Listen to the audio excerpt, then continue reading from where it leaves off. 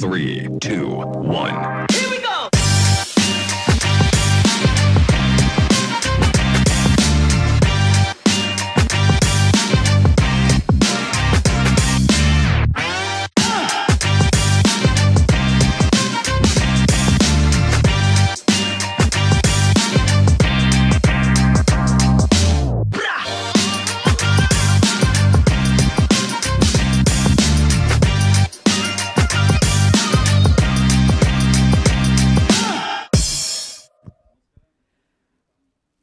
Rebonjour à toutes et tous, vous qui nous suivez depuis hier matin pour cette édition 2021 de Cyclo Nouvelle-Aquitaine. Nous sommes présents, comme vous le savez, à Bordeaux, en studio, en présence de quelques-uns parmi les intervenantes et les intervenants qui s'expriment devant vous depuis hier matin.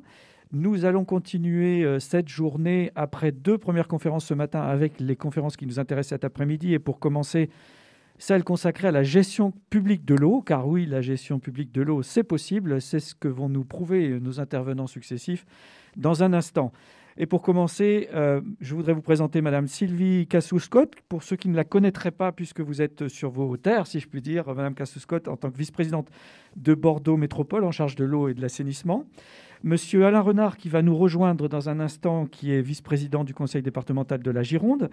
Monsieur Hervé Guérard, qui est président du syndicat des coteaux de l'Estuaire en compagnie de M. Charles Laousse, son directeur. M. Frédéric Pomarès, qui est directeur général du syndicat mixte des eaux du Marensin-Marais-Madour, EMA en l'occurrence pour l'acronyme.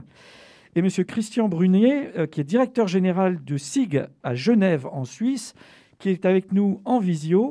Mais pour commencer, je vais vous demander d'accueillir avec nous M. Christophe Lim, qui est président du réseau France Eau Publique et président des régies d'eau et d'assainissement du Grand Besançon Métropole, qui lui aussi est à distance, en visio, mais qui a voulu être avec nous aujourd'hui à l'occasion de cette table ronde. Monsieur Lim, si vous nous entendez, je vais vous proposer d'introduire cette conférence sur une thématique que vous connaissez très bien.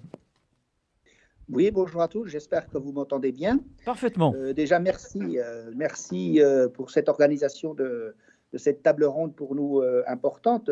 La gestion publique est non seulement quelque chose de connu, mais qui est en train de progresser d'une façon importante depuis une vingtaine d'années. Autant on a connu dans les années 80 des baisses et des transferts au niveau des activités du privé pour différentes raisons, autant l'exemple emblématique de Grenoble a été un révélateur pour un certain nombre d'élus de se poser la question de ce retour en gestion publique, et depuis une vingtaine d'années, avec bien entendu un certain nombre d'exemples emblématiques qui ont été Paris, qui ont été Nice, mais aujourd'hui, et je suis très content d'avoir parmi nous Madame Cassouchotte de Bordeaux, mais aussi Lyon, qui viennent de décider il n'y a pas très longtemps de ce retour en gestion publique. On a aussi une diversité à l'intérieur de l'ensemble de ce retour en gestion publique. Nous avons aussi des grandes collectivités, comme je viens de les situer, mais on a aussi d'autres collectivités qui ont fait ce choix de se réapproprier, tout particulièrement dans un contexte important au niveau de l'eau.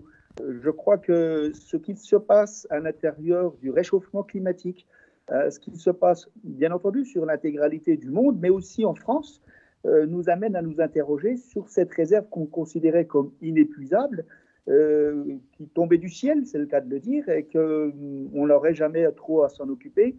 On s'aperçoit qu'aujourd'hui, ce n'est pas si évident que ça. J'appartiens à une région, le Doubs, vous m'avez situé, où la rivière a disparu depuis 2 ans, sur 10 km.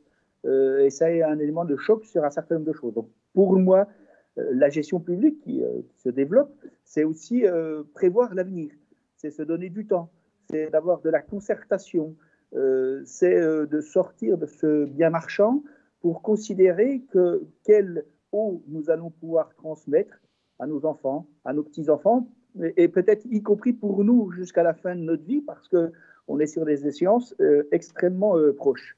Le réseau France Eau Publique a été créé il y a une dizaine d'années. Il compte aujourd'hui la situation sur environ 13 à 14 millions de personnes distribuées. Donc c'est une structure importante. Elle permet d'accompagner ceux qui veulent revenir en gestion publique. Elle permet aussi des échanges entre nous au niveau national.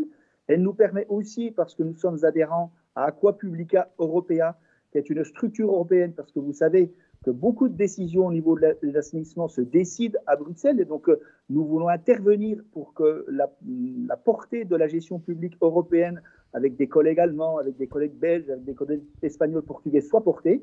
Donc, nous sommes aussi intervenants au niveau de l'Europe pour que cette gestion de l'eau sur le domaine privé, qui est la majorité à l'intérieur de l'Europe, à l'intérieur du monde, je crois qu'il ne faut jamais oublier de le dire, plus de 80% des services de l'eau et de l'assainissement dans le monde sont gérés d'une façon publique.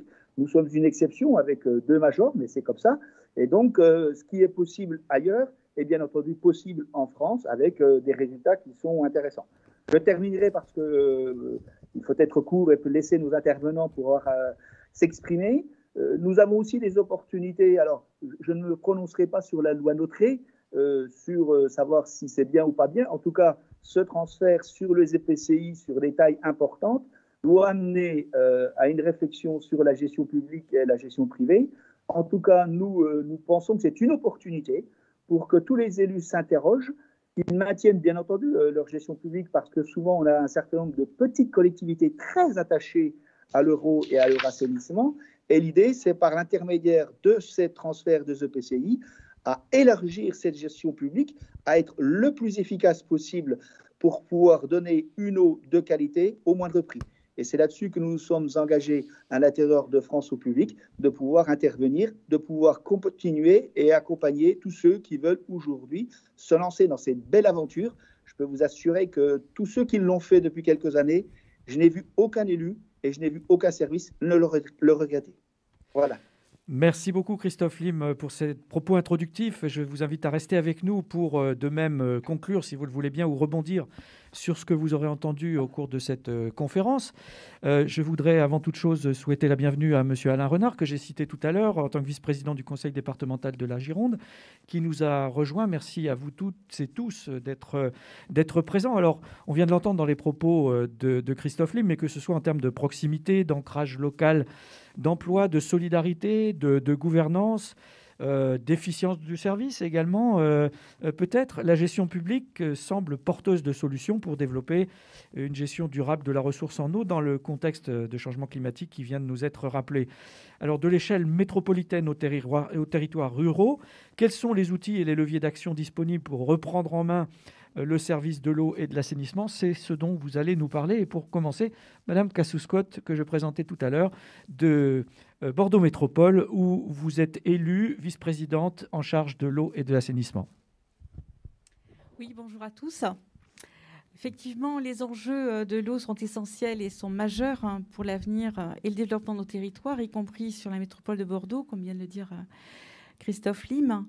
Alors, c'est vrai que choisir le passage en régie de l'eau après plus de 30 ans de concession avec une grande entreprise comme Suez, qui a acquis toute l'expertise et la compétence qu'on lui connaît, c'est choisir de se donner pleinement les moyens de développer notre politique de l'eau sur une métropole qui est en mutation au sein d'un grand territoire qui est la Gironde et qui doit s'inscrire pleinement dans une politique de transition écologique déterminée et menée par notre nouvelle majorité métropolitaine.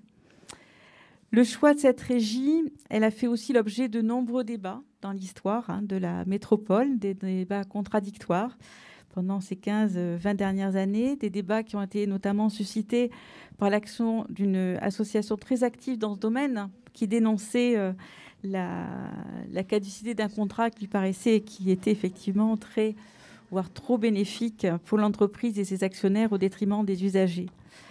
Mais c'est aussi le choix de la régie publique, c'est aussi et surtout un choix éthique, un choix politique, un choix économique bien sûr, mais aussi très social. En fait, dans le contexte de dérèglement climatique que nous connaissons tous et qui nous fait craindre de l'avenir, du futur, il est important de se poser la sécurisation de nos ressources en eau, qui s'avère un enjeu majeur et qu'il nous faut maîtriser. Comme d'autres, cela a été dit, effectivement, notre région, elle est vulnérable. Entre ce que nous connaissons tous aujourd'hui, le paradoxe des sécheresses avec des températures très élevées et des hautes pluviométries que nous avons connues d'ailleurs dans le mois dernier avec de fortes précipitations. Alors, je voudrais quand même, parce que tout le monde ne connaît pas forcément notre belle région et nous n'avons pas pu vous y accueillir aujourd'hui, je voudrais donner quelques chiffres sans sans grignoter trop sur l'intervention de mon collègue Monsieur Renard, qui va en parler aussi certainement du département, assurément d'ailleurs, du département de la Gironde, celui-ci étant le plus grand département, qui est à la fois rural et urbain. Il compte environ 1 600 000 habitants, dont la moitié environ vit dans la métropole. Et cette métropole se compose de 28 communes. Alors, une fois le tableau décrit, il faut aussi savoir que c'est un département, parce qu'il est aussi avec beaucoup de ressources naturelles et de merveilles. Nous accueillons effectivement beaucoup d'habitants, une vingtaine, 20 000 habitants par an. Donc un territoire attractif, ce qui signifie aussi que nous avons à nous interroger sur l'adéquation entre les besoins et les ressources de notre territoire, et notamment ces ressources en eau. Et ces ressources en eau, elles ne sont pas inépuisables. Même si jusqu'à maintenant, son eau est de bonne qualité et qu'elle est issue de nappes profondes, elle est partagée sur l'ensemble du département. Or, depuis quelques années, cette eau s'avère surexploitée dans les Hauts-de-Seine centre, beaucoup plus qu'il nous est autorisé, puisque nous y puisons 43 millions de mètres cubes par an, dont un quart pour la métropole, au lieu de 38 millions de mètres cubes. Nous sommes donc conduits à chercher de nouvelles ressources de substitution en allant puiser dans l'eau dans l'Oligocène, qui est sur un territoire rural, qui est au nord de l'agglomération, pas très loin, dans le Médoc, afin de desservir de nombreux territoires, dont celui de Bordeaux Métropole, et qui en sera donc d'ailleurs le maître d'ouvrage. Il s'agit de 14 champs captants dans les Landes du Médoc, et qui desservirait au total les 2 tiers du département. C'est dire que là, nous avons un exemple flagrant d'un écosystème, d'une interdépendance dans notre département entre les différents territoires, et qu'il nous faut trouver, il nous faut construire des solidarités territoriales entre d'ailleurs différents acteurs qui ne peuvent pas forcément avoir tous les mêmes objectifs, les mêmes intérêts, quelquefois des intérêts divergents. Donc il faut construire cette coopération territoriale ensemble avec le département, nous nous y efforçons, afin de pouvoir y développer cette solidarité nécessaire pour l'avenir. La gestion publique de l'eau, dans ce cas de figure, s'inscrit complètement dans des valeurs que nous portons, qui sont la solidarité d'accès à l'eau, à un service de qualité sur l'ensemble du territoire, et qui exige de la transparence, de la confrontation citoyenne dans le respect de notre environnement. Donc le choix de ce passage de régie publique s'inscrit dans ce contexte qui démontre bien à quel point l'eau est non seulement un bien vital, un bien essentiel, mais c'est aussi un bien commun qu'il nous faut protéger, mais qu'il faut aussi savoir partager. Et donc la gestion publique de l'eau, c'est aussi dire et affirmer que l'eau ne doit pas être un objet d'intérêt privé. Alors bien sûr, reprendre en main la gestion de l'eau après plus de 30 ans de concession, c'est non seulement se réapproprier notre destin local, mais aussi se donner les moyens d'une maîtrise d'une politique de l'eau qu'il nous faut sans cesse revoir, revisiter pour anticiper sur les changements climatiques. Alors la régie, cette régie que nous allons construire, nous l'avons décidé, nous avons délibéré en décembre 2020. Nous sommes dans une phase de préfiguration qui va se dérouler sur 2 années, enfin un peu moins maintenant, puisque le temps passe vite. Alors les enjeux de cette régie, c'est une garantie de transparence et de maîtrise du prix de l'eau. Quelque chose d'essentiel sur la structuration d'une tarification qui soit adaptée, qui soit aussi peut-être dégressive, puisque alors, nous n'avons pas tout arrêté. Nous sommes dans une phase de préfiguration où nous construisons le projet avec les différents acteurs. Donc ce que je vais vous dire là, c'est aussi mis à l'épreuve de ce travail que nous faisons avec et les élus métropolitains et les associations et les salariés des différentes entreprises concernées. Mais nous allons effectivement, nous nous dirigeons sur une revisitation du prix de l'eau avec bien évidemment un élément majeur qui est rapporté notamment par France au Public, c'est que le prix de l'eau revient à l'eau. Et ça, c'est absolument essentiel, qui va supposer effectivement de revoir certainement les tarifs de l'eau, mais aussi et surtout les investissements qui vont avec pour pouvoir optimiser au maximum notre réseau. Alors, une tarification dégressive, c'est aussi faire la distinction entre l'eau utile, l'eau essentielle, l'eau de confort. C'est aussi prendre en compte la configuration des familles, de voir les usages des individus, des habitants, des familles, mais aussi des entreprises, des établissements publics. Donc, c'est un travail qui va supposer beaucoup de réflexion pour arriver au plus près d'une bonne adéquation et d'un bon équilibre financier. La régie, c'est aussi une gestion durable de la ressource. Donc, c'est développer une protection de la ressource sur du temps long. Et pour avoir évoqué la situation des champs captants, je pense que c'est une bonne illustration. C'est aussi mener une politique active d'économie de l'eau, bien évidemment. Nous nous y efforçons depuis des années. Nous y parvenons plus ou moins bien. Et enfin, la régie, c'est aussi, et ce doit être un acteur des collectivités, des politiques territoriales métropolitaines que nous devons donc développer. La gouvernance de la régie, elle se fera sur la base d'un établissement public à caractère industriel et commercial que nous avons décidé de créer, qui nous a semblé être un modèle le plus démocratique, puisque au sein du conseil d'administration de la régie, nous avons des représentants d'élus métropolitains, des représentants d'associations de protection de l'environnement et d'usagers et de consommateurs, et de représentants des salariés. Celle-ci verra le jour donc au 1er janvier 2023 pour ce qui concerne l'eau et au 1er janvier 2026 pour ce qui concerne l'assainissement.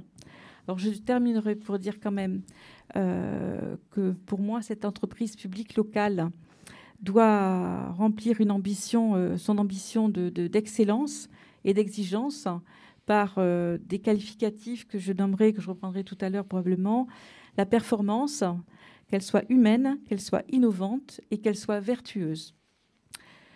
Voilà, j'en terminerai et je reviendrai après sur plus de détails si nécessaire. Merci Madame Cassius-Scott. Alors, au risque de vous paraître désagréable, pardonnez-moi par avance, c'est la composante la moins agréable de ma mission, mais il va nous falloir respecter des temps d'intervention, si vous le voulez bien, compte tenu du nombre de sujets que vous avez à aborder, qui nous permettra justement d'envisager des temps de questions-réponses ensuite. Donc, je compte par avance sur votre concision et sur votre esprit de synthèse, si vous le voulez bien, pour nous permettre de rebondir et d'échanger entre vous ultérieurement, puisque je pense qu'il y a des questions intéressantes que vous pourrez évoquer et sur lesquelles vous pourrez revenir respectivement. Alors, Monsieur Renard, je vais vous passer la parole pour continuer dans la foulée de ce que nous a déjà évoqué Madame Cassius-Scott. On a parlé de projets métropolitains, mais on sait que l'eau, par essence, dépasse les frontières et de loin toutes les frontières administratives. Alors, quels enjeux de partage de la ressource en eau identifiez-vous sur le territoire élargi au département qui vous concerne, dont vous êtes président du conseil départemental de Gironde, sur le département dans son ensemble, donc au-delà de la métropole, incluant les territoires ruraux, bien sûr? Alors, d'abord, je suis ravi que Mme Cassius-Scott ait fait une partie de la présentation des enjeux départementaux. Ça me permet d'avoir un propos un peu plus concis. Donc, mon propos, je vais l'évoquer à travers la question des compétences. Finalement, pourquoi un département se préoccupe de cette question de l'accès à l'eau? Nous n'avons aucune compétence en matière de distribution, en matière de services directs à la population. Le premier élément, c'est que notre première compétence, c'est la solidarité. Et par ailleurs, nous avons aussi une autre compétence qui est en termes d'aménagement du territoire. Je voudrais faire observer tout d'abord que nous n'avons plus des populations captives d'un certain lieu. Chaque Girondin, comme chaque habitant d'un territoire, a plusieurs territoires finalement. Il vient travailler parfois dans la métropole, on souhaiterait qu'il puisse travailler davantage hors métropole, proximité du travail, meilleur bilan carbone. Il vient étudier dans la métropole, mais il habite aussi ailleurs. Il a des loisirs à certains endroits. À certaines périodes de l'année, il est plus demandeur d'eau qu'à d'autres périodes. Nous sommes ici dans un territoire qui est un territoire viticole. Et ça veut dire que par rapport aux activités économiques viticoles, il y a une période de l'année sur laquelle la sollicitation de l'eau potable nécessaire en termes d'hygiène vénère est plus importante. Donc ça veut dire que ce décloisonnement-là amène à ce que la réflexion à conduire soit une réflexion en termes de partage des enjeux. Et je voudrais juste situer quel a été le rôle traditionnel du département et quelle est son évolution dans ce domaine. Le rôle traditionnel, c'était apporter la subvention. Apporter la subvention par rapport à des projets de chacun de ces territoires. La première évolution, c'est que l'on a considéré dans notre schéma d'accompagnement qu'au-delà de l'aspect financier, il y avait un aspect aussi d'accompagnement à une meilleure gestion de la ressource ou du milieu récepteur. C'est pour ça que nous avons mis en place un certain nombre de services, de cellules conseils en direction de ces collectivités, non pas pour se substituer à elles, mais pour les rendre plus à même d'assumer cette responsabilité par rapport aux citoyens, aux habitants. Deuxième thématique, et Mme Kassouchot l'a évoqué en tant que vice-présidente de la métropole, qui va jouer un rôle important en termes de maîtrise d'ouvrage d'une des ressources, puisqu'il faudra qu'on dépasse largement cette ressource-là pour répondre à l'ensemble de besoins, c'est-à-dire une maîtrise d'ouvrage sur un besoin qui est à satisfaire non seulement à l'échelle du territoire métropolitain, mais également d'une partie des autres territoires girondins. Ce qui veut dire qu'il y a là, en l'occurrence, une interdépendance, je disais, par rapport aux activités, mais il y a aussi une interdépendance par rapport à la ressource. La ressource n'est plus sous les pieds des gens qui habitent, elle est sur un autre territoire. Ce qui veut dire que dans le cadre de l'aménagement du territoire, le département de la Gironde est à l'origine du schéma d'aménagement de gestion des eaux des nappes profondes, a également constitué un outil technique, mais qui est surtout un outil politique en termes de stratégie, qui s'appelle le SMEGREC, le syndicat mixte d'études de la gestion de la ressource en eau, qui associé, en continuité du SAGE nappes profondes et des thématiques qui se posaient en termes de surexploitation de certaines nappes et d'enjeux d'économie d'eau, a constitué une structure de prospective, mais aussi d'études de ce qu'étaient les potentialités par rapport à ces besoins et à travailler sous l'outil également économique en la matière, financier et économique.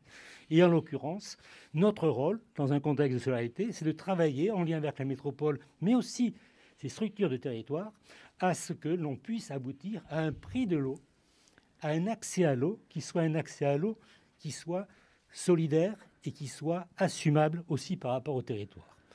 Le dernier point, et c'est un point aussi qui, à mon sens, est essentiel dans les évolutions à connaître, c'est la question de l'accompagnement sur une maîtrise de la stratégie politique en matière de gestion de l'eau.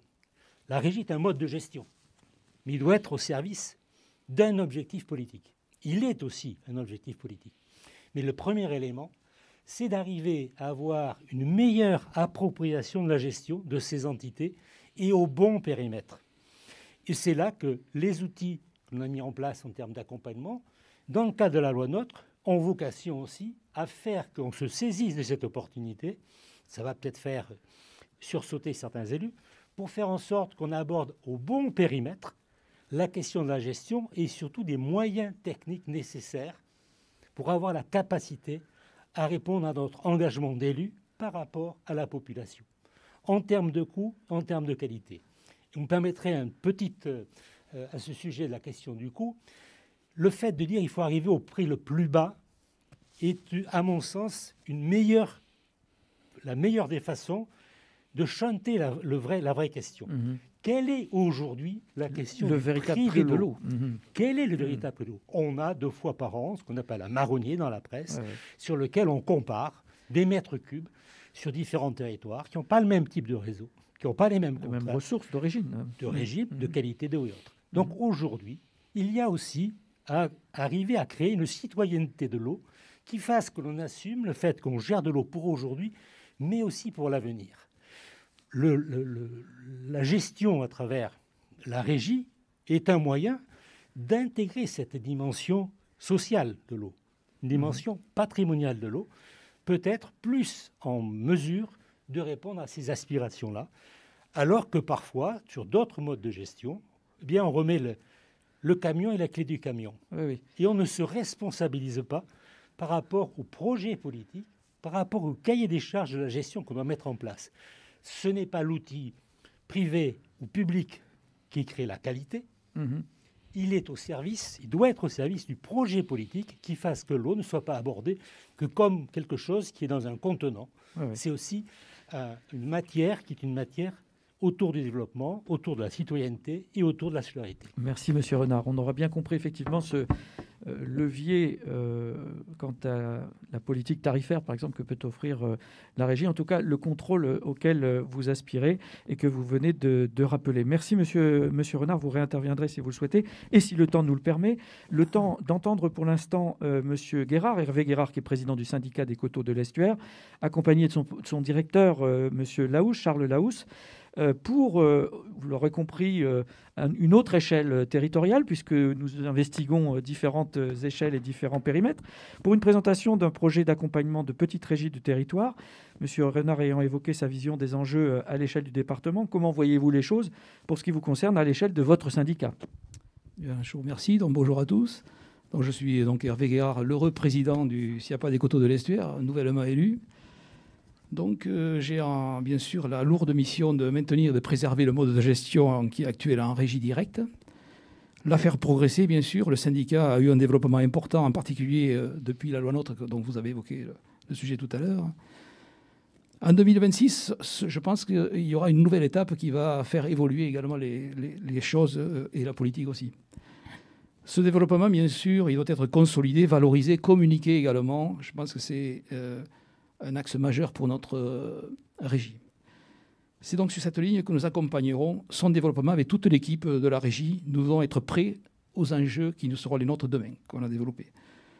Donc l'objectif majeur de la régie, bien sûr, est de maintenir le bon fonctionnement et les outils de production modernes et performants. C'est capital. Et, comme l'a dit M. Renard, en gardant bien sûr l'usager et le juste prix du service qui sont au centre de nos réflexions. Donc c'est pourquoi nous sommes associés à la démarche du département de la Gironde qui a été initiée. Donc pour présenter rapidement le SIAPA des coteaux de l'Estuaire, donc c'est une gestion directe qui comprend donc 28 communes en assainissement non collectif, 16 communes en assainissement collectif, 16 communes en eau potable, mais aussi une gestion de 7 communes en délégation de services publics pour l'assainissement collectif, une commune en délégation de services publics pour l'eau potable. Voilà, donc je vais aller très court et très direct. En 2022, bien sûr, la régie des coteaux de l'Estuaire fêtera bien sûr ses 20 ans de fonctionnement. Donc, le SIAPA donc, des coteaux de l'Estuaire connaît depuis de nombreuses années, il s'est inscrit dans une démarche de partage et de mutualisation. Ainsi, quand le département de la Gironde, bien sûr, a souhaité d'une certaine façon le formaliser avec les collectivités, c'est tout naturellement que le syndicat s'est associé à cette dynamique. Notre objectif, bien sûr, que nous allons afficher, c'est modernisation des services publics d'eau et d'assainissement qui est dédié au maître d'ouvrage. Cette approche, bien sûr, va reposer sur la définition même de la régie directe, un réseau d'acteurs locaux impliqués, et j'y tiens beaucoup, au plus proche des territoires. Une mutualisation des compétences et des pratiques, donc ce qui était déjà effectif depuis 20 ans au sein de la régie. Il y avait des échanges qui étaient instaurés entre les différentes régies du département. Une plus grande implication des élus locaux, qu'elle soit par exemple lors d'assemblées générales, lors des débats publics que nous avons eus récemment. Et on n'oubliera pas bien sûr l'association des consommateurs, des usagers aux évolutions de demain. Ne plus se cantonner bien sûr le prix de l'eau et de l'assainissement à une simple variable d'ajustement politique, mais à une réalité économique qui doit faire face à la préservation d'un patrimoine, ainsi qu'aux enjeux climatiques d'aujourd'hui et de demain comme vous l'avez développé, avec des contraintes réglementaires qui sont de plus en plus fortes. Les usagers, bien sûr, doivent être associés si l'on veut pouvoir faire accepter les futures évolutions qui s'imposeront à tous. Je pense par exemple à l'implication des élus, aux nouveaux outils qui seront les plans locaux d'urbanisme intercommunaux, par exemple. Mais bien sûr, c'est dans quel but ? Le but, c'est mettre à disposition des maîtres d'ouvrage par mutualisation des outils de gestion et de décision et ainsi réduire les écarts de gestion et d'exploitation. On y reviendra sûrement plus tard. Ainsi, les maîtres d'ouvrage pourront, en toute connaissance de cause, pour certains, sauter le pas de la gestion publique. L'exemple de ce qui ont réussi permet de gommer les dernières hésitations. Il faut désacraliser cette gestion. Je pense qu'il y a quelque chose d'important autour de ça. Pour d'autres, se doter de moyens nécessaires au bon pilotage de leur délégation. Trop souvent, à notre avis, les contrats ne sont pas suivis comme ils devraient être. Et je le rappelle, c'est de la seule responsabilité de la collectivité. Elle doit accompagner son délégataire, sans quoi la collectivité peut voir son patrimoine se dégrader et voir le délégataire peu à peu se désengager de cette situation. La finalité, bien sûr, qu'il est de notre devoir, c'est d'assurer un service public de qualité et un prix de l'eau au juste prix. Le plus de la régie, et ça sera mon dernier propos, c'est une autre vision de la gestion de ce bien public qui est l'eau, sans notion de profit financier. Ce qui ne veut pas dire, bien sûr, qu'on travaille à perte, mais une optimisation de chaque euro demandé aux usagers. Maintenir la qualité de l'eau distribuée à un juste prix, compris par l'usager. Réhabiliter et suivre l'évolution de nos réseaux de collecte qui vieillissent, dont nous sommes tous concernés par cette problématique. Maîtriser les dépenses selon le principe que l'eau finance l'eau et du respect du redevable. Peser aussi, par exemple, on en parlait avec M. Renard récemment, peser pour une cohérence territoriale entre les SCOT et les interscots face à l'évolution démographique de nos territoires. Et bien sûr, il y aura un travail de fond que nous avons commencé à engager, c'est l'homogénéisation des tarifs au sein des régies, par exemple. Voilà, mon propos est terminé. Merci beaucoup. Monsieur Laous, vous souhaitiez ajouter quelque chose ? Très bien, je vous remercie en tout cas pour votre présentation. Très synthétique, nous continuons ce petit tour d'horizon avec Monsieur Pomarez, Monsieur Frédéric Pomarez, qui est donc directeur du syndicat mixte des eaux Marensin-Marem Adour, EMMA, pour bien le nommer, pour nous parler d'élargissement de périmètre et pour ce que vous avez vous-même vécu de fusion de régie. Pour quel projet de territoire ? Le syndicat EMMA étant une structure relativement jeune, issue de la fusion de deux syndicats en régie, le SIPVA et le SIAM, pour ceux qui ont connu ces deux acronymes. Vous nous direz pourquoi cette fusion, probablement, et avec quels impacts sur la gestion de la ressource en eau, les différentes étapes, les difficultés rencontrées éventuellement. Voilà un retour d'expérience concret, là aussi, pour ceux qui pourraient se trouver confrontés à la même situation. Voilà, bonjour. Donc oui, je vais vous faire un retour d'expérience d'une collectivité qui est proche de la Gironde, parce que on est dans le département des Landes, donc nous sommes voisins. Merci. Donc le syndicat des eaux EMMA, donc c'est, comme vous l'avez dit, issu de la fusion de deux syndicats historiques, parce que pour le plus vieux, il a été réalisé en 1967, avec une première étape, c'est qu'il était en obligation de service public jusqu'en 2012 et on est passé en régie en 2013. Et donc les deux syndicats ont fusionné au 1er janvier 2019. Donc sur la carte, vous voyez où on se trouve. On est vraiment au sud-ouest du département avec une zone rurale et une zone littorale, donc avec un impact touristique très important. Donc on est 30 communes, donc c'est 25 communes qui ont fusionné.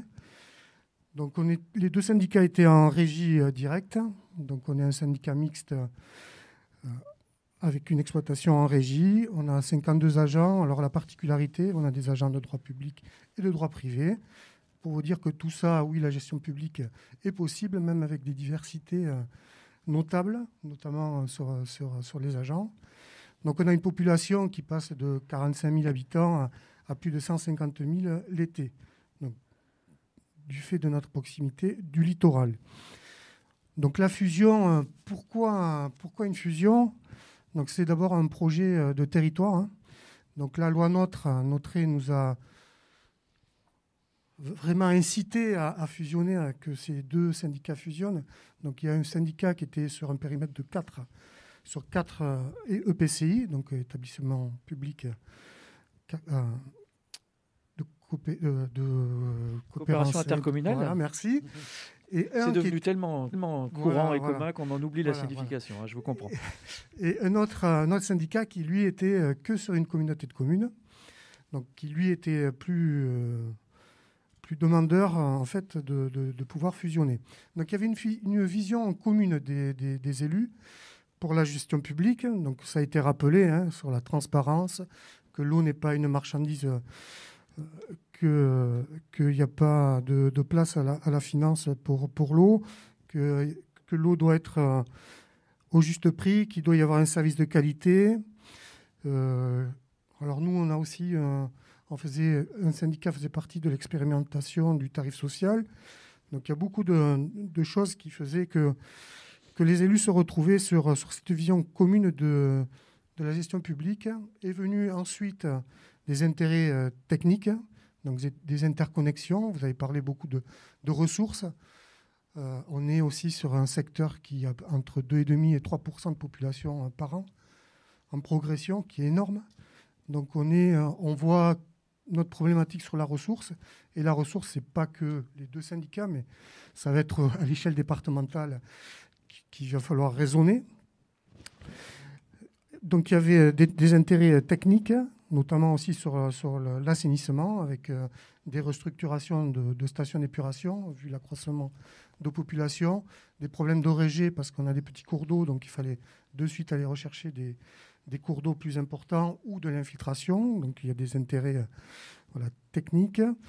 Après, on avait une commande politique sur la fusion aussi, c'était d'avoir des centres d'accueil aux abonnés le plus près possible. Donc on nous a demandé de garder les centres d'accueil existants. Les élus ont souhaité aussi, pour l'instant, garder une gouvernance par territoire, notamment sur l'investissement. Je vais revenir un peu plus tard.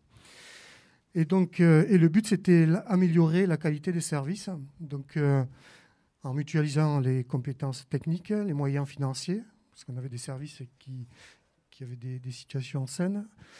Et on avait aussi la sécurisation des postes de travail, qui est important pour des petits syndicats, parce qu'on avait des services supports, notamment la comptabilité, les services ressources humaines, qui étaient portés en général par une personne. Et du coup, de fusionner, on avait 2 personnes, on avait des postes doublés, et ce qui, quand même, pour la gestion, est bien mieux, bien plus sécurisant. Donc, la gouvernance de proximité, donc les élus ont souhaité que chaque territoire puisse avoir quand même la main sur l'investissement. Donc, on a créé des commissions territoriales, donc 2 commissions territoriales qui prennent les périmètres des anciens syndicats, où les élus de ces commissions travaillent sur les projets d'investissement. Donc, ils ont une enveloppe financière déterminée par territoire. Et s'ils veulent faire plus, ça va impacter sur le prix de l'eau du territoire. En fait, on a actuellement deux tarifs de l'eau différents sur les 2 périmètres. Vu que sur la partie littorale, les parts fixes sont plus importantes du fait qu'il y a des résidents secondaires, donc il faut qu'ils participent aussi à l'effort financier sur les réseaux, sur les stations. Donc, le fait d'avoir 2 tarifs différents n'empêche pas de fusionner et d'avoir un service qui est après géré de la même façon. Donc, ces commissions territoriales gèrent les projets d'investissement, donc la fixation des tarifs de l'eau et aussi tous les sujets qui ont trait à l'organisation avec la relation des usagers.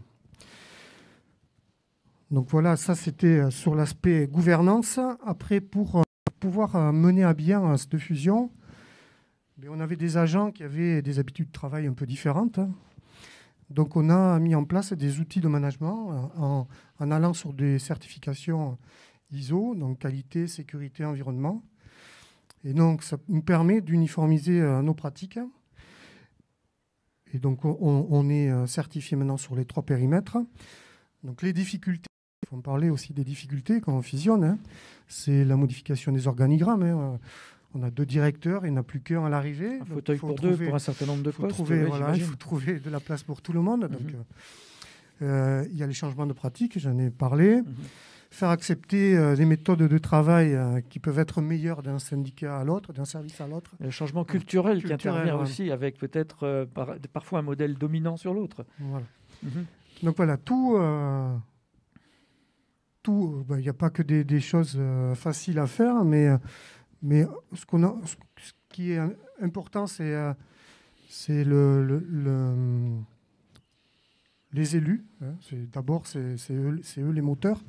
Donc, c'est eux qui sont vraiment là pour nous dire voilà, la commande politique. Et après, les agents, qu'ils soient de droit public ou droit privé, on se met en ordre de marche.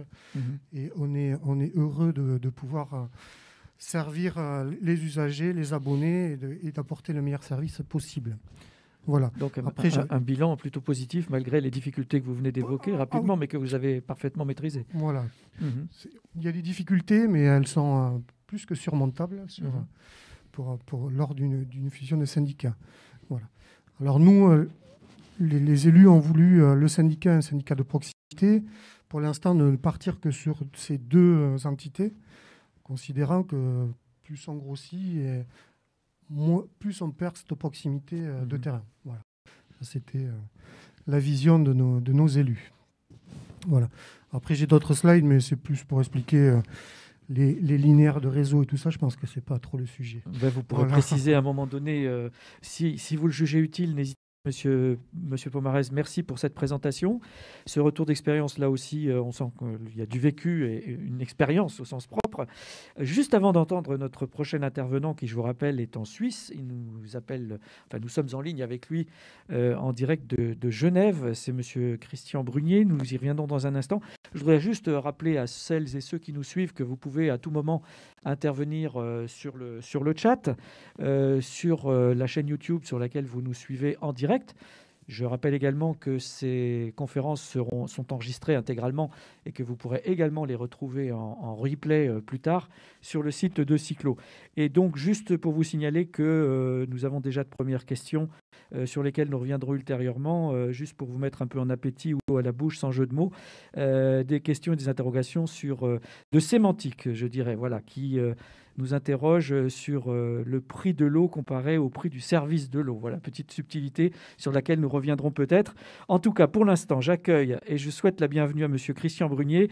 Merci beaucoup, monsieur Brunier, d'avoir bien voulu témoigner dans le cadre de cette conférence, parce qu'après avoir esquissé les échelles métropolitaines, départementales et locales, ici même en Nouvelle-Aquitaine, on va avec vous prendre un peu de hauteur pour jeter un coup d'œil chez nos amis européens, en l'occurrence donc en Suisse. C'est l'occasion pour vous, monsieur Brunier, de nous parler de la place des citoyens dans la gestion de l'eau à Genève et peut-être en Suisse en particulier, même si j'imagine qu'il y a aussi quelques nuances d'un canton à l'autre probablement. Bonjour, je crois que j'ai Bonjour des à vous. slides. Je suis ravi de vous saluer de Genève. J'aurais bien voulu être à Bordeaux, premièrement parce que je suis double national, j'ai les deux passeports, français et suisse, mais aussi parce que j'aime bien l'eau, mais j'aime bien aussi le bon vin. Il y en a aussi du bon à Genève, mais à Bordeaux, quand même, il y a une réputation à sauvegarder. On vous invitera pour une prochaine conférence sur ce thème, alors. Volontiers. Donc, je vais vraiment vous parler de la citoyenneté de l'eau. Là, je suis en photo avec Zep, le dessinateur BD, qui est genevois, qui est le papa de Titeuf, hein, et pour vous montrer que nous exploitons au maximum l'eau, pas d'un point de vue marchand, mais par contre pour promouvoir l'eau potable auprès des citoyens. Alors rapidement, hein, très rapidement, SIG c'est une entreprise publique, 100% publique. Nous appartenons aux 45 communes de Genève et au canton de Genève. Par contre, nous sommes très autonomes. Nous avons un conseil d'administration, bien sûr, composé à peu près sur le modèle que vous avez dit, des représentants du personnel, des représentants du monde politique, etc., etc. Nous avons tout Genève autour de la table, je pourrais dire. Et nous sommes une entreprise multifluide. Donc, nous ne faisons pas que de l'eau, hein. Nous avons toutes les énergies. Et nous avons deux ADN, je dirais, majeurs. Premièrement, l'écologie et deuxièmement, l'innovation. L'innovation parce que nous pensons que le service public peut être beaucoup plus innovant que le service privé, parce que nous sommes là, dans la longueur. Nous sommes en train de faire des marathons et pas du profit à court terme. Et nous sommes innovants au niveau technologique. Nous avons été, par exemple, une des premières villes en Europe à être sans nucléaire. Aujourd'hui, nous distribuons de l'énergie totalement renouvelable aux 500 000 personnes de Genève et aux entreprises de Genève. Donc, nous n'avons plus 1 kWh de fossiles. Et puis, nous avons aussi des techniques de travail très différentes, puisque moi, ça fait 7 ans que je suis directeur général. J'ai aboli les horaires, par exemple, pour ceux qui le souhaitent. Et nous travaillons au télétravail bien avant le coronavirus. Vous étiez entraîné. Ouais, et nous sommes une entreprise de 1700 collaboratrices, et nous avons un chiffre d'affaires un peu plus d'1 milliard d'euros par année. Et nous finançons les services publics, les entreprises publiques, les collectivités publiques à hauteur de 80 millions d'euros par année environ. Slide suivant. Voilà, ça y est. Donc, vous vous rappelez que pour nous, alors c'est vrai que la Suisse a plutôt une image de libéralisation des marchés et pas une image très étatiste. Pourtant, nous sommes une entreprise publique, comme je l'ai dit, et nous défendons vraiment le patrimoine de l'eau. L'eau est un produit, ça a été dit tout à l'heure, mais qui n'est pas un produit marchand.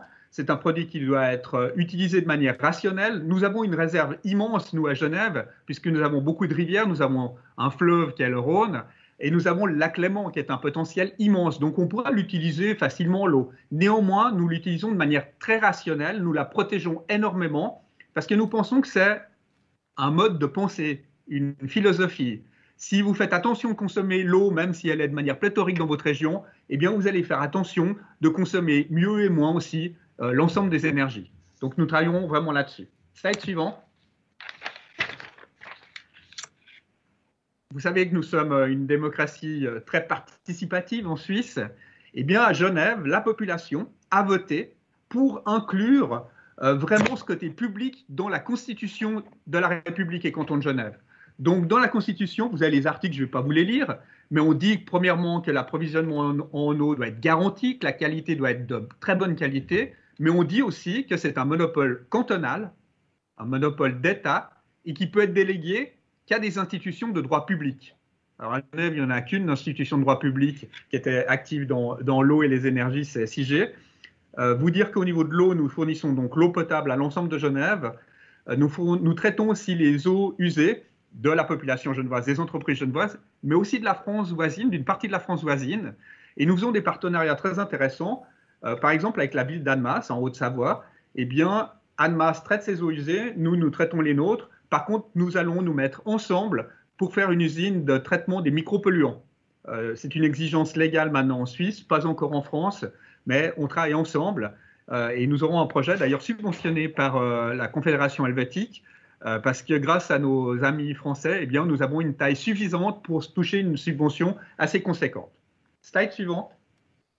Donc, comme je vous le disais, l'eau, on a voulu la rendre, je dirais, sexy au niveau de la population, en la consommant d'une manière rationnelle, mais surtout en arrêtant de consommer de l'eau en bouteille.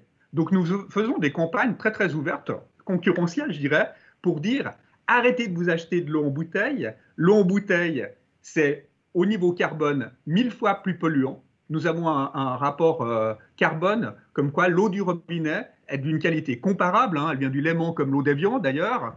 Et à part ça, elle n'est pas stockée en bouteille de plastique. Elle n'est pas stockée dans des lieux d'entreposage pendant des jours et des jours. Elle n'est pas transportée souvent en camion.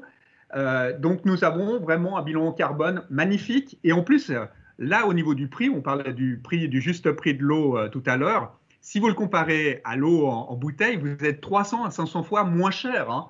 Et puis, quand on la rend, je dirais, relativement sexy, comme je le disais, ben, les gens consomment massivement l'eau du robinet. Et à Genève, nous avons maintenant un taux de pénétration. 93% de la population ne boivent que de l'eau du robinet.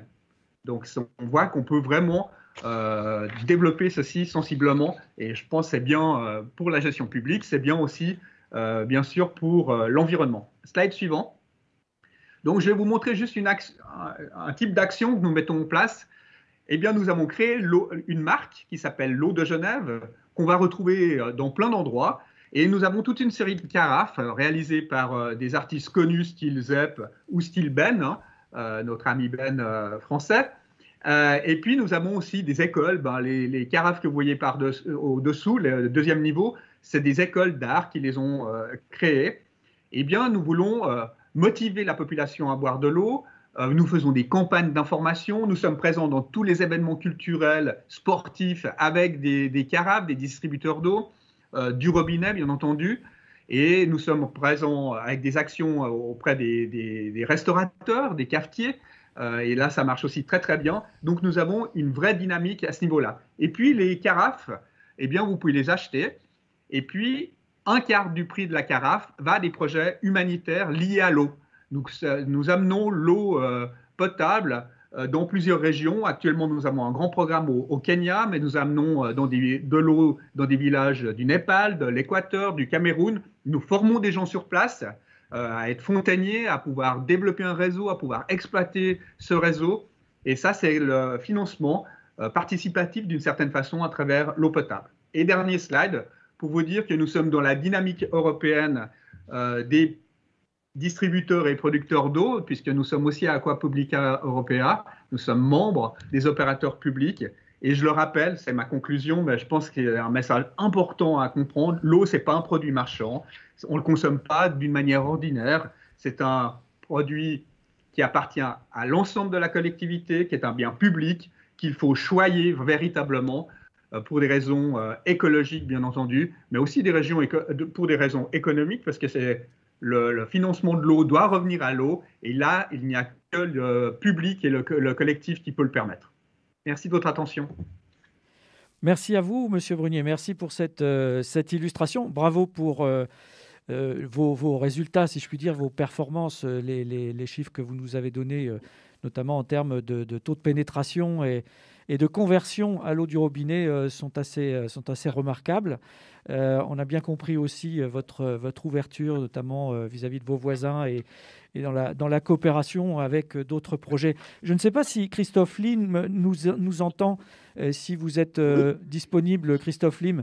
Oui. Oui, je vous en prie, je n'avais pas forcément prévu de vous interpeller à ce moment-là, mais il s'avère que j'ai connaissance du fait qu'on vient de parler si ça paraît anecdotique, ça ne me semble pas l'être vraiment, la matérialisation de l'eau du robinet à travers des carafes, les bouteilles, etc.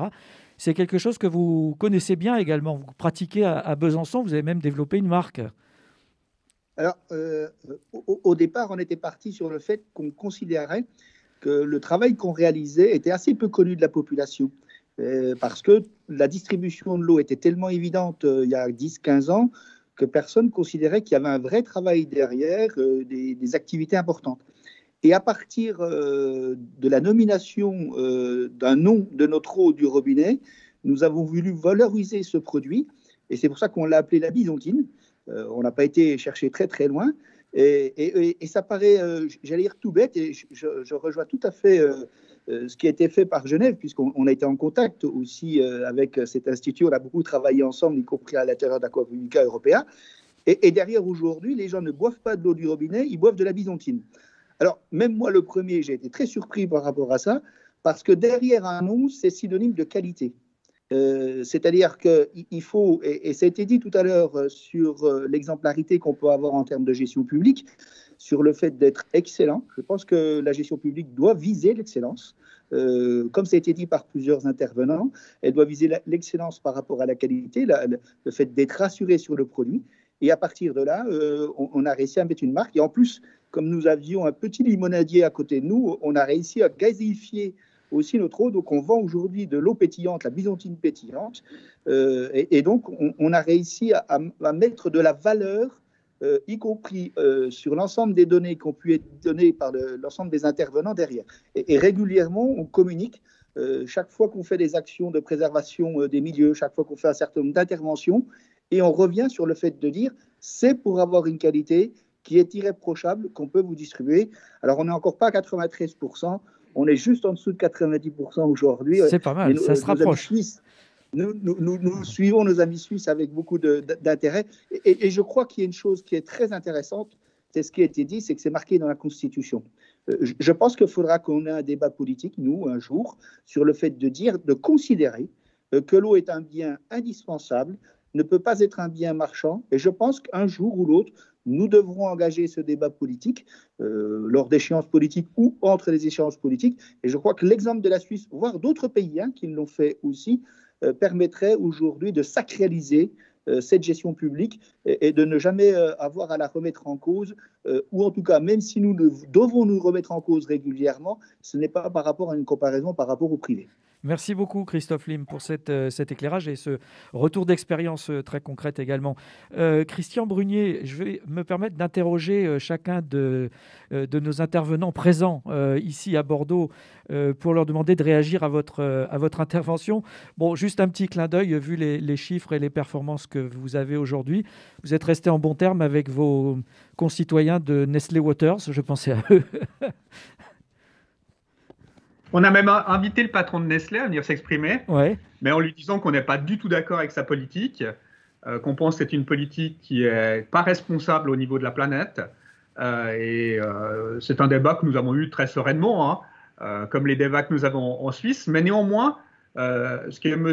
Lim a dit, le débat politique à Genève, par exemple, de la droite la plus dure à la gauche la plus dure, je ne connais pas une personne qui dit que ça ne doit pas être un monopole public, l'eau. C'est-à-dire qu'on est arrivé à gagner le 100% de la politique, et je peux vous dire qu'à Genève, on est plutôt dans un rythme politique qui ressemble à la France.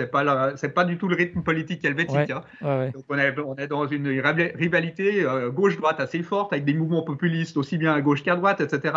Donc on est très proche de ce qui se passe en France. Néanmoins, sur l'eau potable, il n'y a pas de discussion. C'est public. Et je ne connais pas un politique à Genève qui défend une autre théorie.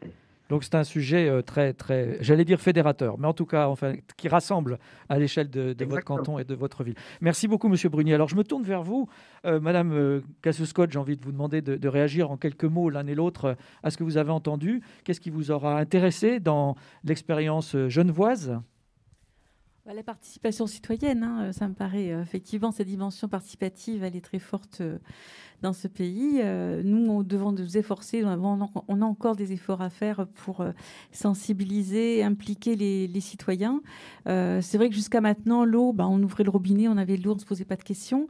Aujourd'hui, avec le changement climatique, je pense qu'il y a un sursaut de prise de conscience et il faut, je crois, c'est le moment de pouvoir engager tout un travail de pédagogie, d'éducation citoyenne, d'éducation civique aussi, hein, autour de cette question essentielle qui traverse nos territoires, on l'a vu, hein, mais qui traverse le monde entier. On est citoyen du monde quand on parle de l'eau. Hein. C'est quand on dit un bien commun, un bien à protéger, un bien à partager.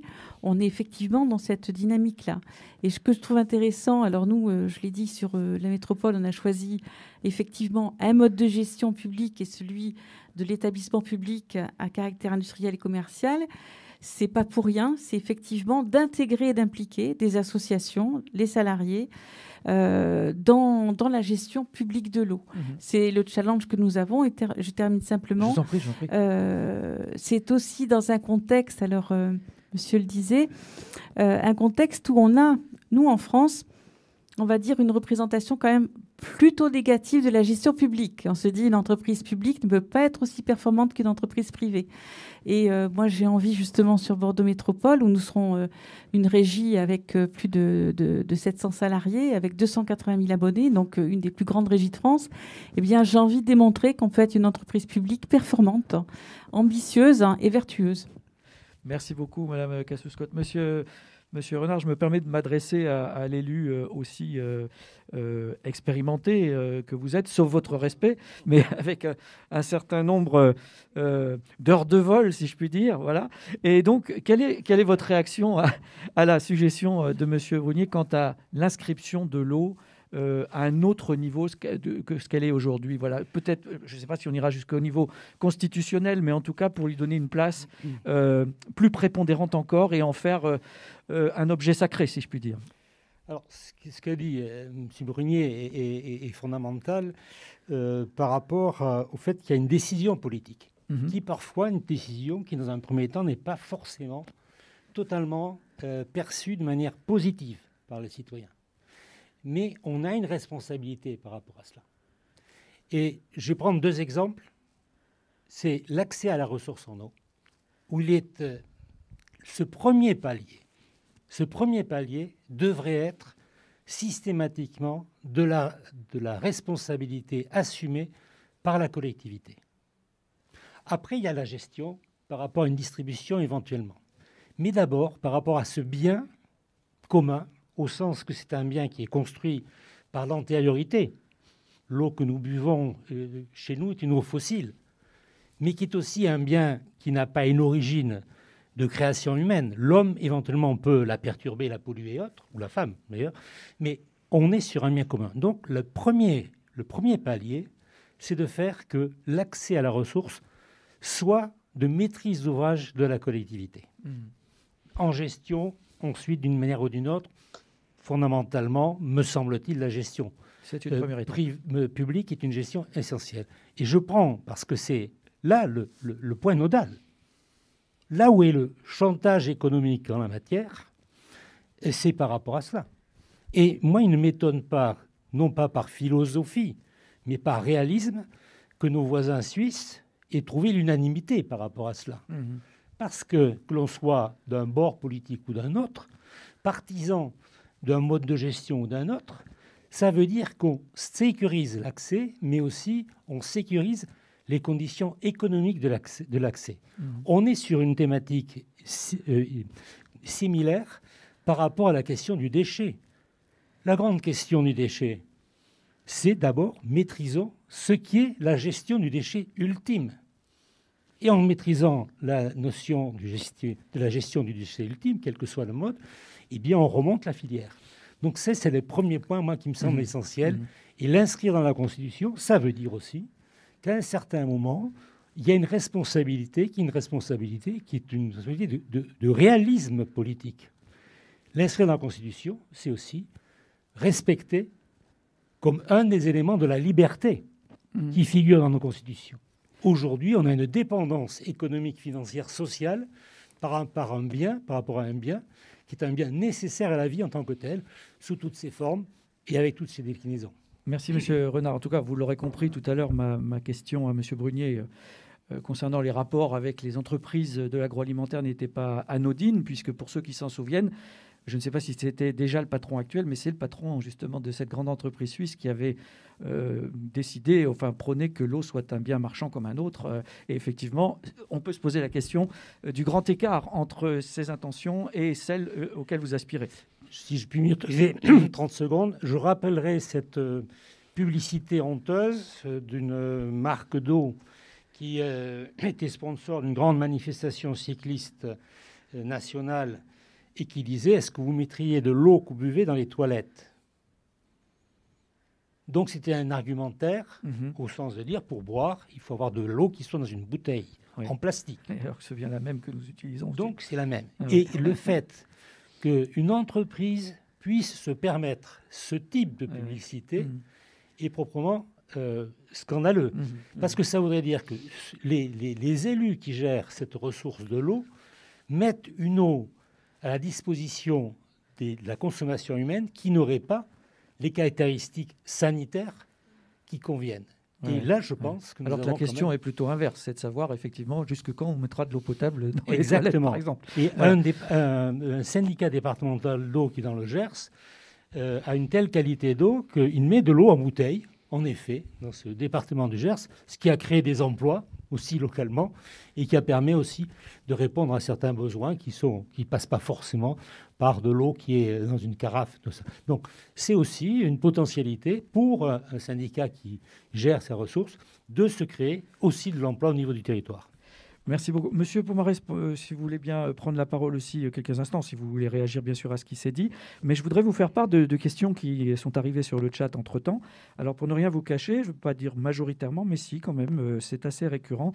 Beaucoup de remarques justement sur des subtilités de sémantique, comme je disais tout à l'heure, quand on parle de valeur économique de l'eau, ne pas conduire à des enchères sur l'eau disponible, la valeur ajoutée dégagée, il y a des enjeux d'intérêt général supérieur. Parlons du prix du service de l'eau qui n'est pas le prix de l'eau, attention, voilà des nuances qui méritent peut-être précision. Comment est-ce que vous abordez vous-même ce distinguo, si je puis dire, monsieur Pomarez? Alors, dans un service des eaux, il y a le prix de l'eau qui paye l'eau. Nous, on n'a pas, comme une entreprise privée, d'actionnariat. Donc, tout ce qui rentre dans le budget du service, composé par les recettes de l'eau, sont dépensés sur le service. Alors, il n'y a pas que le prix de l'eau dans un budget d'un service. Il y a d'autres services qui interviennent. S'il y a des services d'assainissement, comme les vidanges, comme le fait de créer un branchement d'eau d'assainissement. Il y a d'autres tarifs qui viennent ou prestations qui viennent dans les recettes d'un service. Mais en tout cas, toutes les recettes du service vont dans le service, quoi. Il n'y a pas d'actionnariat. On ne va pas acheter autre chose qu'un besoin par rapport au service de l'eau et de l'assainissement. Je vois après... Merci, Monsieur Jean-Charles. Monsieur Laous, vous voulez intervenir sur cette question? On vous entend, on vous entend. Oui, enfin, comme pour dire ce que dit Frédéric, c'est... Parlez un peu plus près de votre micro, s'il vous plaît. La différence, c'est que toutes les recettes de l'eau viennent pour l'eau, celles de l'assainissement pour l'assainissement. Il n'y a pas de rémunération d'actionnariat. Mais effectivement, pour faire tourner un service d'eau et d'assainissement, il y a des camions, il y a du matériel à acheter, informatique, logiciel, mais vraiment, tout est dédié. Le service est vraiment dédié à cette production, à ce renouvellement des canalisations, parce qu'on en parlait, enfin, M. Renard parlait effectivement de cette mutualisation dont on a besoin, mais les canalisations aujourd'hui que l'on a tous sont vieillissantes, il faut les renouveler. Donc ça, c'est intégré dans le prix de l'eau. Mal d'ailleurs depuis de nombreuses années, ce qui fait qu'on a fait effectivement, comme le disait le président, du prix de l'eau une variable politique, au lieu d'en faire une valeur technique, réelle, économique, qui nous permette aujourd'hui de renouveler ce parc d'eau et d'assainissement.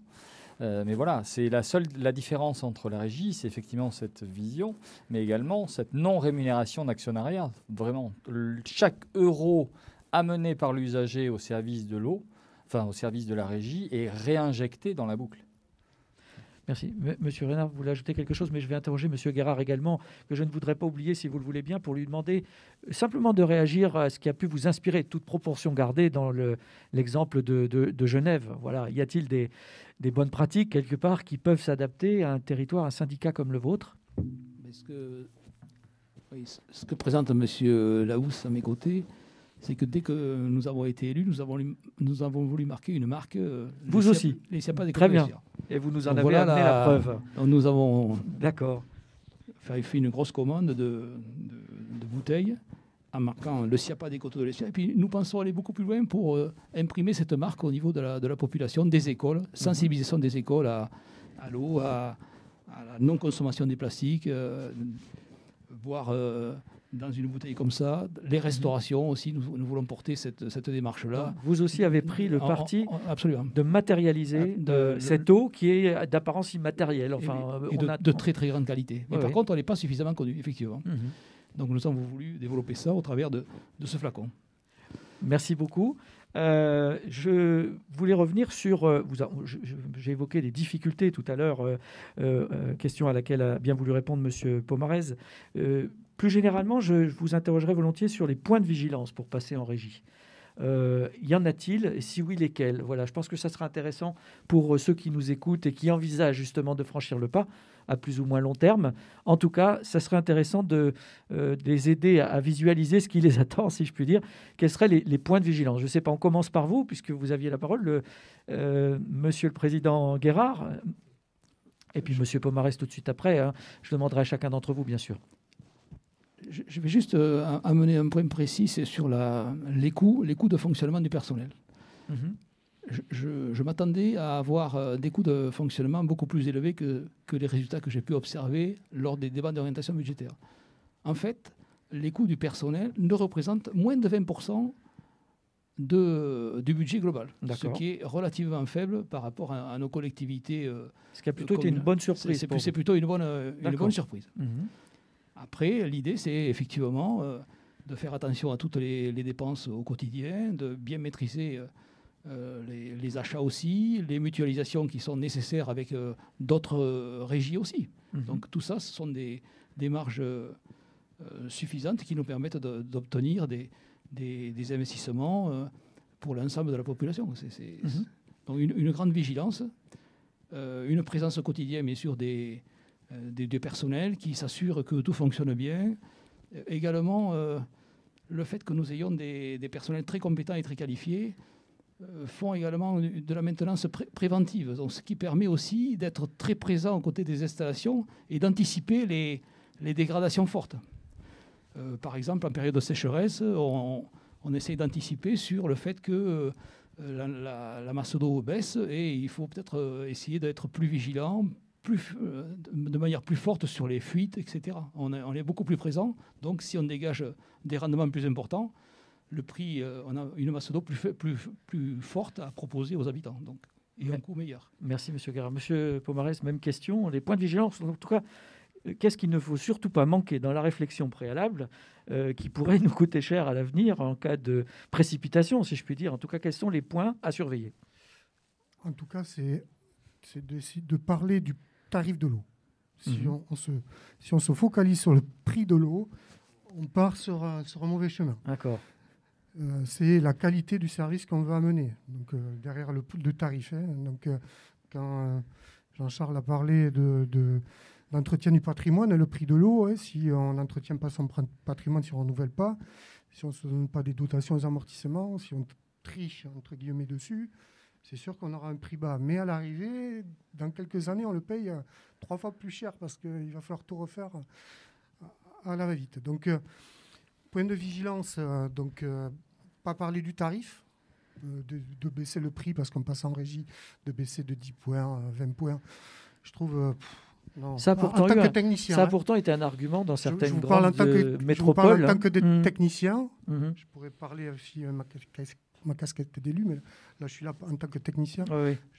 Le conseil à mon élu, c'est de dire sur le prix, n'en faisons pas trop, parce que c'est pas là la problématique. C'est pas une fin en soi. C'est vraiment le service qu'on va amener à l'abonné. L'abonné, s'il appelle, est-ce qu'il aura quelqu'un ? Est-ce qu'il aura un point pour, dès qu'il a un problème, un point de pouvoir se rendre un guichet, et d'avoir un guichet. Voilà. C'est ça, ce service-là, que des fois, dans des grands groupes, que nous, qu'on n'avait plus dans notre syndicat, avant de passer en régie, on était sur Saint-Vincent-de-Tyrosse, il fallait que les gens aillent au Segor ou à Biarritz pour aller avoir les informations. Donc voilà, on perdait vraiment la relation, la proximité, la relation avec l'habitant, avec le citoyen. Parce que si on parle de citoyen, il faut être au cœur du citoyen, il ne faut pas l'avoir trop loin, quoi. Voilà, si on veut l'impliquer dans la gestion et de l'eau et de l'assainissement, parce qu'il adopte les bons gestes. Voilà. Merci, M. Pomaris. Vous vouliez ajouter un autre point Non, après, c'est l'organisation. C'est ce que vous avez dit, c'est à trouver une bonne organisation. Les gens sur l'eau et l'assainissement, ce sont des gens formés. Il y a des formations. Et après, quand on passe en régie, la chance, c'est qu'on a en France au public. Avec le réseau entre toutes les régies, il y a de l'entraide. Il y a du réseau, voilà. Jean-Charles, on se reconnaît comme ça, et même avant, mais... Voilà, il y a beaucoup de... Voilà, il ne faut pas avoir peur. Il y a du réseau avec des régies petites, grandes. On a tous, à la limite, la même problématique à une échelle différente. Mais voilà, donc on arrive à trouver des solutions. Merci beaucoup, M. Pomaris. Madame Cassou-Scott, on a parlé des ressources humaines, on a parlé de la masse salariale, on est en train de parler d'organisation. Comment ça se passe en termes de compétences quand on envisage la bascule, si je puis dire? Comment ça se passe quand on passe d'un statut à l'autre ou d'un régime à l'autre, si je puis dire, en tout cas quand on s'oriente vers la régie. Comment est-ce qu'on appréhende cette composante-là, qui n'est pas négligeable à l'échelle d'une métropole comme la vôtre, j'imagine? Effectivement, alors déjà de la compétence, nous, il faut quand même se rappeler, même si on a un mode de gestion publique, on choisit un mode de gestion publique, il n'en demeure pas moins que c'est la collectivité, les élus qui ont l'autorité organisatrice. Donc c'est elle qui définit la politique de l'eau et donc elle s'est donné quand même des moyens au sein de sa collectivité pour suivre des DSP puisque nous étions sur des DSP, des délégations de services publics. Donc quand on passe sur le mode de gestion publique, bien évidemment on a de la compétence au sein de la collectivité et puis il faut se dire que la compétence, on la trouve aussi dans les entreprises qui ont travaillé avec nous, pour nous, pendant des années. Moi, j'ose le dire. C'est vrai que je reconnais depuis quelques mois que je suis à la tête donc de ce dossier. J'ai eu à me confronter avec grande satisfaction à des professionnels qui sont du privé, mais qui sont complètement dans une logique de service public. D'accord. Et que ce soit des cadres ou des gens qui travaillent, je pense que de travailler pour l'eau, que l'on soit dans le privé, je me tourne vers mes collègues pour le confirmer, quand même, il faut le dire, cette compétence, elle existe, et il y a cette, je dirais, une culture qui est une culture du service public que l'on trouve dans le privé. Donc ça a été ma grande surprise. Et donc, il faut savoir la reconnaître et puis se reposer sur cette compétence-là. Et je dirais que pour le point de vigilance, moi, je rebondis sur ce que disait M. Pomaris et vous-même, d'ailleurs. Le débat que nous avons eu en Conseil métropole de décembre, lorsqu'il s'agit de choisir de voter pour la gestion publique, ça a porté sur l'eau, sur le tarif. Et je n'ai eu de cesse de dire, mais non, ça c'est une mauvaise question, c'est un faux débat. Mais c'était, puisque c'est public, ça sera moins cher. Et vous devez nous le faire moins cher. Donc, effectivement, il y a du travail encore à faire. Pour vous, c'était une condition sine qua non, de toute bien façon, sûr, au on ne pouvait pas du tout. Et là, moi, je dis, je ne peux pas du tout engager la métropole et la régie sur une baisse du tarif de l'eau pour mi-janvier 2023. Puisque nous savons que nous aurons beaucoup d'investissements à faire et qu'il est beaucoup plus judicieux d'aller dans cette voie-là que sur une baisse du tarif, même si quand même on doit prendre en compte cette question qui est fondamentale et qui est sociale et qui le sera d'autant plus économique et sociale dans les années à venir, avoir ce souci effectivement de l'accès à l'eau et donc même aux plus fragiles. Donc on pourra travailler sur une mode de tarification, mais on ne peut pas tout faire d'un coup. Voilà. Et quand on a laissé les clés à une entreprise pendant tant d'années, il faut se dire que, et ça c'est un point de vigilance, c'est d'avoir les informations. Je crois que le système d'information est au cœur de la problématique du passage d'une gestion privée à une gestion publique. La connaissance et l'information. Et vous avez répondu par avant, je vous en remercie, à la dernière question que je voulais vous poser, à laquelle vous auriez pu répondre par oui ou par non. Oui, vous envisagez une politique tarifaire différenciée, enfin vous envisagez cette politique tarifaire comme un levier pour le futur. Monsieur Renard, juste avant de passer la parole à Christophe Lim, comme je l'ai promis tout à l'heure, pour quelques mots en guise de conclusion, si ce n'est de synthèse, en tout cas, évidemment, Christophe Lim pourra rebondir sur ce qu'il aura entendu et nous proposer sa propre conclusion en tant que président de France Eau Publique. Mais je voulais vous interroger sur une toute dernière notion qui est très à la mode actuellement. Vous savez, en termes de vaccins, on parle beaucoup de bénéfices-risques. Voilà. Alors, je me posais cette même question pour ce qui concerne justement le changement de statut ou le changement de régime. Comment peut-on envisager, aborder cette notion de bénéfice-risque en tant qu'outil de décision, incontournable, évidemment? Alors, je vais répondre à votre question par une première pirouette. Oui. Je pense qu'en matière, parce que c'est l'origine de votre question, c'était moins le passage à l'origine d'un mode de gestion DSP en régie que dans le regroupement de collectivités autour d'un mode de gestion. Il faut rétablir la visite prénuptiale. Ah bon? Et c'est certainement ça qui est à l'origine de ce que la cellule qu'on a mis en place au niveau du département de la Gironde, afin d'accompagner les collectivités qui vont être amenées de par les échéances 2026 ou par volonté politique à évoluer dans leur périmètre. Pour bien se marier, il faut bien se connaître. On a évoqué tout à l'heure la transparence. Rien ne serait plus dangereux pour la pérennité du mariage, qui, par définition, peut connaître quelques à-coups, que qu'on ne soit pas bien clair sur avec qui on se marie. C'est un mode de confiance. Quel est l'état du patrimoine? C'est très prosaïque. Vous savez, mais c'est là où il y a les premières scènes de ménage. Quel est l'état du patrimoine? Quelle est la réflexion des uns et des autres par rapport à la question de l'accès à la ressource, la politique d'extension du réseau, la politique de renouvellement? Quel est aujourd'hui l'état de la dette? À partir de où on aura fait tout cet inventaire et toute cette réflexion, on va pouvoir progresser. Et en étant en pleine connaissance de ce que ça signifie. Pourquoi on se marie finalement? Est-ce que c'est uniquement parce que la jeune fille est jolie ou c'est parce qu'on pense qu'elle a une jolie dot? Aujourd'hui, ces propos-là sont quelque peu déplacés. On est dans d'autres domaines et je me permets de dire cela avec à ma gauche quelqu'un qui a vécu concrètement la chose. Donc si, avant tout, la première chose que l'on fait à travers cette cellule de conseil, c'est d'accompagner ceux qui veulent se marier à bien faire l'état du futur apport des uns et des autres, de ce qu'on veut construire ensemble. Après, on met en place l'outil qui convient bien. Et là, en la matière, je pense, parce que c'est le retour qu'on peut avoir, qu'on aura aussi une plus grande facilité à dire, finalement, il faut qu'on arrive à une certaine taille pour avoir l'ambition que l'on se prête, en matière de moyens techniques, en matière de capacité financière, en matière de capacité économique. En termes, comme le disait mon voisin, pendant l'été, il y a 150 000 habitants. À d'autres périodes de l'année, il y en a 42 000. Donc ça veut dire comment est-ce qu'on gère ces éléments-là? Comment on se met d'accord sur un projet politique qui va trouver sa concrétisation à travers un outil qui est la régie élargie. Il n'y a absolument rien de binaire, effectivement, dans ce que vous nous décrivez. Ce n'est pas un modèle ou un autre, c'est effectivement toute une investigation. Je tiens à donner un écho au propos de Mme Cassouchotte. Oui, au-delà des images, il y a une réalité. Et je pense, sans être tout à fait innocent en la matière, qu'il y a une réelle communauté technique puis-je dire, philosophique autour Culturel de cette aussi. thématique de l'eau. Mhm. Et quels que soient les lieux où travaillent ces personnes.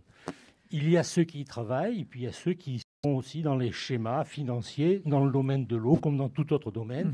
Faisons peut-être le distinguo entre la communauté industrielle et la communauté financière dans ces domaines-là. Merci pour ces propos, monsieur Renard. Alors, Christophe Lim, comme promis, je vous passe la parole. Je vous laisse faire toute transition utile avec ces dernières recommandations proposées par Alain Renard, qui nous suggère une période de fiançailles. Vous avez parlé de période prénuptiale. En tout cas, peu importe, une période pendant laquelle il est important d'évaluer et de valider ensemble tous les facteurs clés de succès qui feront la réussite du projet de régie. Je vous laisse conclure sur l'ensemble, évidemment, de cette conférence. C'est vous qui avez le mot de la fin, en tant que président de France au public, comme je le rappelais tout à l'heure. Et puis, je vous fais un petit salut amical également. En tant que bisontin moi-même, je suis très heureux de partager ce moment avec vous. Bon, vous avez dû reconnaître l'accent. Voilà, la question que vous avez posée tout à l'heure, comment préparer un retour en gestion publique. Et il n'y a pas que le régie, hein. On peut avoir aussi des SPL, sociétés publiques locales, hein, qui peuvent s'adapter aussi à un certain nombre de demandes de la part des élus. Hein. Donc il y a une variété aussi sur la gestion publique qu'il ne faut pas sous-estimer. J'allais dire, pour moi, il y a 3 éléments. Le temps. Et Bordeaux a pris son temps, a anticipé une année, 2 ans avant, pour pouvoir bien expliquer le projet politique. Il faut expliquer le projet politique. Tout à l'heure, ça a été dit. Tout de suite, en général, on nous parle du tarif, mais globalement, qu'est-ce que la gestion publique ? Qu'est-ce qu'on veut amener par rapport à ça ? Et ça demande du temps d'explication au niveau des usagers. Et de la citoyenneté, et d'associer le plus possible des milieux de consommateurs, d'associations environnementales. Le deuxième point sur lequel il faut être attentif, c'est le personnel. Tout à l'heure, Sylvie a dit, il y a des compétences chez les opérateurs privés. Oui, il y a des compétences, des grandes compétences à l'intérieur des opérateurs privés, et ça nous va très bien, puisque quand nous allons retourner en gestion publique, c'est ces opérateurs-là qui vont venir travailler avec nous. Et donc, il faut très rapidement associer le personnel au futur projet politique, c'est-à-dire quelle vue et qu'est-ce qu'ils vont faire dans cette nouvelle entité publique. Et j'ai pour habitude de dire qu'un salarié a toujours peur du changement, parce qu'il y a des appréhensions sur les droits sociaux, sur ce qui va se passer, un attachement à l'entreprise, ce qui est légitime aussi. Et donc, associer le plus tôt possible le personnel au projet politique me semble important. Et l'exemple de Nice est assez intéressant parce qu'il y a encore quelques années, on avait un certain nombre de réticences de l'encadrement de ces grands groupes à intégrer de la gestion publique pour des raisons diverses et variées qu'on peut comprendre. À Nice, tout le monde a intégré la gestion publique, y compris le haut encadrement. Et aujourd'hui, personne ne le regrette. J'ai visité cette structure il y a quelques mois. J'ai rencontré un cadre qui m'a dit, Sylvie l'a dit tout à l'heure, j'ai retrouvé des vraies valeurs sur mon métier. Et je trouve que c'est important parce qu'on sait aussi que ces entreprises, depuis quelques années, ont eu des gestions plus compliquées parce qu'on a été un peu perturbateurs dans une certaine entente qu'il pouvait y avoir sur un certain nombre d'appels d'offres et qu'aujourd'hui, tous les élus s'interrogent, à minima, même s'ils ne reviennent pas en gestion publique, s'interrogent et mettent en débat la gestion publique sur un certain nombre de domaines. Donc voilà, je voulais insister par rapport à ces éléments-là parce que je pense que c'est une réussite. L'autre point, à l'intérieur de France au public, nous avons tous des documents. Alors, allez sur le site, nous avons des formations, je crois qu'il va y en avoir une au mois d'avril, là. Il suffit d'aller sur le site pour la découvrir, pour que les élus découvrent les possibilités de revenir en gestion publique. On a fait un vrai faux sur la gestion publique, on a fait un document, y compris avec Aqua Publica Europea, quelles étaient les démarches à mettre en œuvre pour pouvoir réussir ce retour en gestion publique, parce que nous ne souhaitons aucun échec. Nous ne souhaitons aucun échec sur le retour en gestion publique. On sait que les échecs, vous pouvez avoir une ribambelle de réussite, il suffit d'avoir quelquefois un échec pour que ça fasse la une de la presse, et un certain nombre d'opérateurs ont aussi des liens publicitaires extrêmement conséquents avec un certain nombre d'organes de médias, vous le savez bien, et que ça peut aller très très vite. Donc le temps, l'association, la réflexion et le but politique.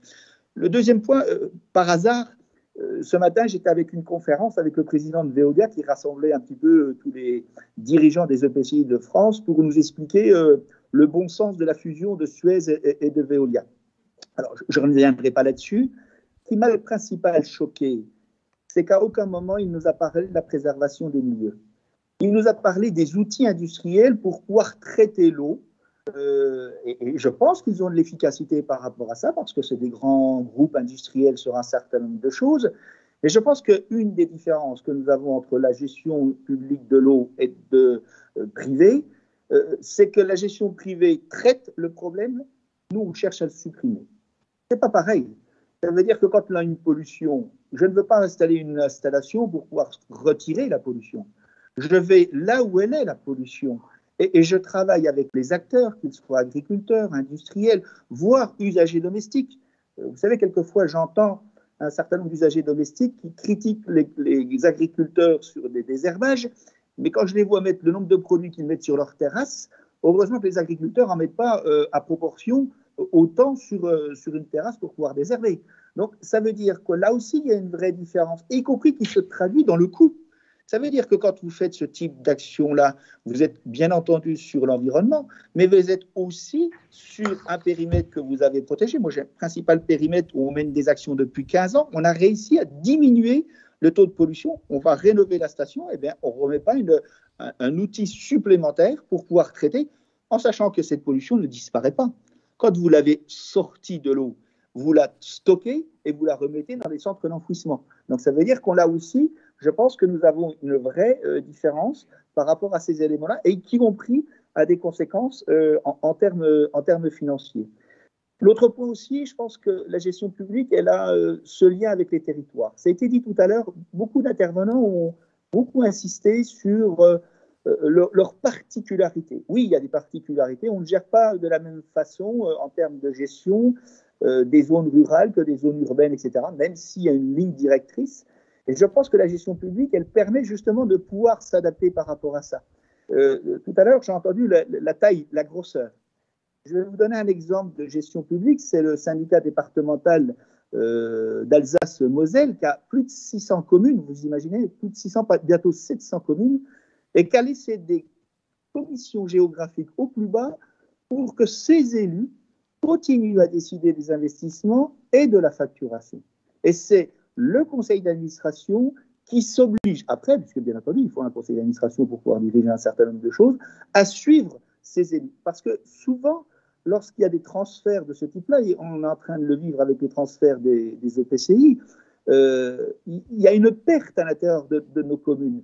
J'ai aussi l'habitude de dire, en France, l'eau, c'est ma des sources, c'est ma source, c'est mon eau, et quelquefois, j'ai un petit peu de mal à la partager avec mon voisin. Alors, il faut dépasser, bien entendu, ces éléments-là, et même y compris nos périmètres que nous avons aujourd'hui, quels qu'ils soient, sont rarement suffisants pour pouvoir avoir une bonne interconnexion entre nous. Même nos périmètres, il faut travailler avec ceux qui sont à côté. Et c'est quand même beaucoup plus simple de travailler avec quelqu'un qui travaille et qui connaît bien sa gestion publique. Le dernier point, souvent on oppose... Ce sera le dernier, pardonnez-moi Monsieur Lim, je me permets de vous proposer de conclure, parce que malheureusement nous avons une autre conférence après. Hein. Je termine simplement sur le fait de dire que pour pouvoir faire des beaux investissements, il faut gérer au jour le jour, et je ne crois pas aujourd'hui que les contrats sur 12 ans puissent pouvoir prévoir ce qui va se passer dans 12 ans. Imaginez il y a 12 ans, est-ce que nous serions dans la même situation au niveau climatique? Est-ce que nous prendrions les mêmes décisions? Donc ça veut dire que la gestion publique, elle est en capacité de pouvoir s'adapter régulièrement, alors qu'un contrat, ça amène un certain nombre d'avenants avec un certain nombre de difficultés. Et donc je vous invite tous à vous rapprocher de France au public, de vous rapprocher de la Publica Europea, parce que c'est là aussi notre force d'être ensemble, parce que la gestion publique, c'est le collectif, c'est la solidarité, et nous le faisons à l'intérieur de France au public. Bravo et merci Christophe Lim pour ce mot de la fin, et nous vous pardonnons volontiers ce léger dépassement de votre intervention en regard de votre enthousiasme. Merci beaucoup à vous également, Christian Brunier qui est en visioconférence également avec nous. Merci d'avoir bien voulu vous rendre disponible et merci pour ce retour d'expérience très enthousiasmant également s'il en est. Merci à vous Sylvie Cassou-Scott, Alain Renard, Hervé Guérard, accompagné de M. Laous et Frédéric Pomarès, d'avoir bien voulu contribuer, participer à cette table ronde qui, j'espère, sera riche d'enseignements pour tous ceux qui s'intéressent à vos projets ou qui souhaitent emprunter les mêmes chemins. Merci à vous, participantes et participants qui nous suivez, qui nous ont suivis sur YouTube en direct. Merci pour vos contributions sur le chat et rendez-vous en d'autres circonstances sur le replay pour ceux qui nous rejoignent a posteriori. Et je vous invite à nous retrouver pour la prochaine conférence qui démarrera à 16h précises. Concernant l'urgence climatique, nous ferons l'inventaire des actions d'adaptation et des démarches du territoire régional avec l'intervention de différents élus qui nous feront part de leur propre stratégie. Merci à vous tous et à bientôt pour la prochaine conférence. 3, 2, 1.